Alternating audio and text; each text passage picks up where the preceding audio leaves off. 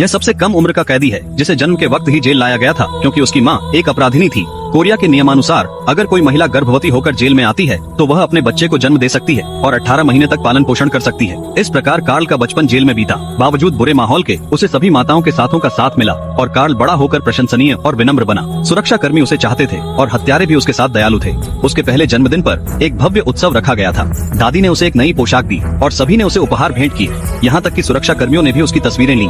उस दिन एक महिला हत्यारिन लाई गई। वह 20 के दशक में दिख रही थी, लेकिन उसका चेहरा क्रूरता से भरा था। कार्ल ने उसे देखा और स्वागत करने के लिए गया। लड़की ने उसे गुस्से में धक्का दे दिया। कार्ल भय से चिल्लाया। जेनी उसकी मदद के लिए दौड़ी। उसने गुस्से में लड़की को थप्पड़ मारा। गार्ड्स आए और उन्होंने उन्हें अलग किया। बाद में उन्हें एक सेल में रखा गया। पता चला कि वह लड़की भी दुखी थी। उसके सौतेले पिता ने उसे लगातार पीटा और यहाँ तक कि उसे अनुचित तरीके से छूने की कोशिश की। महत्वपूर्ण क्षण पर उसने बिस्तर पर के गहने पकड़ लिए और उन्हें नीचे गिरा दिया। इस दर्दनाक अनुभव को सोचकर भी लड़की डर जाती है। वह जमीन पर अकेले सिकुड़कर बैठ गई और दुनिया से निराश हो गई। कोई भी उस बच्ची से संवाद नहीं कर रहा था, लेकिन कार्ल ने उसके पास जाकर उसे प्यार से गले लगाया और अपनी स्वीकार्य मुस्कान दी।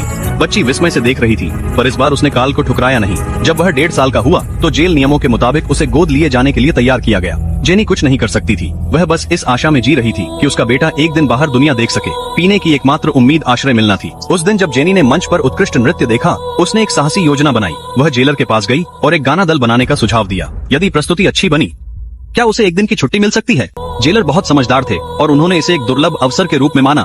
लेकिन जेनी बहुत अच्छी गायिका नहीं थी। जब उसने गाना शुरू किया तो उसने कार्ल को रुला दिया। लेकिन सौभाग्य से जेल में दादी माँ विश्वविद्यालय में संगीत प्रोफेसर थी, इसलिए जेनी पूरे दिन उनके आसपास रही, उनसे मदद मांगती रही। लेकिन दादी माँ भी एक दुर्भाग्यपूर्ण महिला थी।